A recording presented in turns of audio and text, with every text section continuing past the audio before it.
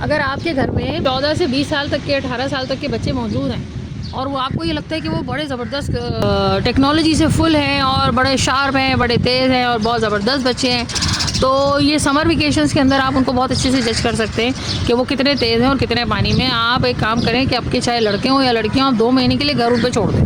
घर की एक एक चीज़, घर की झाड़ू से लेके घर के अंदर मेन वॉल पानी का टैंक बंद करने तक, मेन टंकी भरने तक, पानी की बोतलें भरने तक, घरदारी चलाने तक, हर चीज़। अगर वो नौकरी नहीं करते हैं, पढ़ाइयाँ हो चुकी हैं, पेपर्स ख़त्म हो चुके हैं, यूनिवर्सिटी कॉलेज और स्कूल्स, मैट्रिक का बच्चा भी बंद है और 2 महीने की छुट्टियाँ, और वो 2-2 बजे तक एंड रहे बिस्तरों के ऊपर। उसके बाद उठते हैं और पूछते हैं मम्मा खाने में क्या है, अम्मा खाने में क्या है, मैं तो पराठा खाऊंगा, मैं खाऊंगा। तो अगर आपको लगता है कि नहीं, ये बच्चे बड़े तेज़ हैं, हमारे बच्चे बड़े होशियार हैं, बड़े स्मार्ट हैं, तो आप एक काम करें, अपना घर उनके ऊपर छोड़ दें।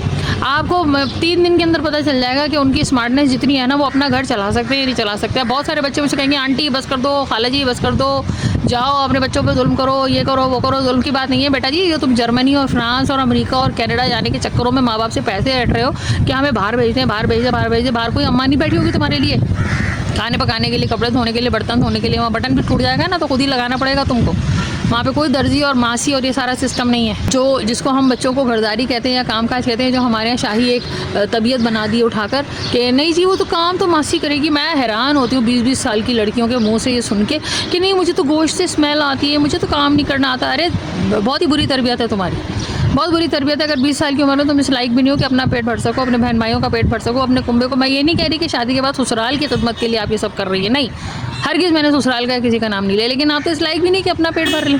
आपसे शादी करेगा कोई इंसान तो फिर वो तो आप एक बोझ की तरह उसके सीने पे धर जाएंगी, आप किसी काम की तो नहीं होंगी उसके लिए। और इसी तरह वो लड़के जो सारा दिन बस एंडते रहते हैं बिस्तरों पे, शाम होते दोस्तों में निकल जाते हैं, रात के 2-2 3-3 बजे आते हैं, माँ इंतज़ार करती रहती है और वो समझ रहे हैं कि हम बहुत बड़े चीते हैं और हम बहुत बड़े चपाटर हैं, हम बहुत बड़े ज़बरदस्त हैं। तो बेटा अगर तुम घर नहीं संभाल सकते ना, तो तुम अपने आप को भी नहीं संभाल सकते। अगर तुम अपने आप को नहीं संभाल सकते तो घर नहीं संभाल सकते, और घर नहीं संभाल सकते तो नौकरी और दुनियादारी भी नहीं संभाल सकते, क्योंकि जिसको अपना घर संभालना नहीं आया वो खाक संभालेगा दुनिया को। तो ये 2 महीने की छुट्टियों में अपने बच्चों के ऊपर हर चीज़ छोड़ें। कपड़े धोने तो कपड़े धुलवाएं उनसे, कपड़े तय धुल गए तो उतरवाएँ उनसे, उतर गए हैं तो तय करवाएँ उनसे।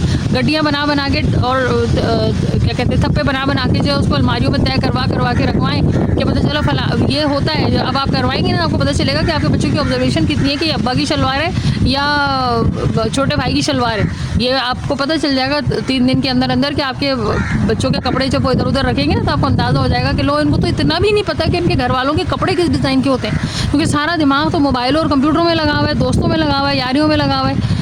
तो इसलिए अपने बच्चों से घर संभलवाएं, इनको दुनिया के लिए ट्रेन कराएं। जो इंसान अपने आप को मैनेज कर सकता होगा, जब इतनी बड़ी बड़ी लड़कियों को यही तमीज़ नहीं है कि खाना लगाना कैसे, उठाना कैसे और प्रेजेंटेशन कैसे करनी है, और लड़कों को अगर ये तमीज़ नहीं है कि उनका घर कैसा होना चाहिए, तो क्या खाक ये लड़कियां दूसरा घर, अपना घर संभालेंगी और खाक ये लड़के आने वाली लड़कियों से कहेंगे कि बेगम ये जो है ना, इस काम को इस तरीके से कर लीजिए। लड़कों में खुद सलीका तरीका नहीं होगा, आने वाली भी कहेगी मुझसे तो ये काम नहीं होता। लो भैया घर में मासी दंदन आती फिरेगी, मासियों का राज होगा, और मासियों का राज होंडा राज से भी बदतर होता है। तो इसलिए अपने बच्चों से घर संभलवाएं, घर के काम काज करवाएं 2 महीने की छुट्टियों में, और इनके ऊपर घर का बल्कि मैं तो कहती हूँ बजट भी छोड़ दे कि हाँ ठीक है ये लो पकड़ो, तुम्हारे अब्बा ने मुझे 30,000 रुपये दिए थे, लो इसमें घर चलाओ, निकालो इसमें बिजली का बिल, गैस का बिल, पानी का बिल, बच्चों की फीसें, आटा, अंडे, डबल रोटी। अब अंडे ख़त्म हो गए, अंडे मंगवाओ, आटा ख़त्म हो गया, आटा मंगवाओ। कौन सी चक्की का आटा अच्छा है, किस चक्की पे 10 रुपये किलो कम में मिल रहा है, किस चक्की पे 20 रुपये किलो ज़्यादा में मिल रहा है, कहाँ की मिर्च अच्छी है, कहाँ की हल्दी अच्छी है, कहाँ का गर्म मसाला अच्छा है।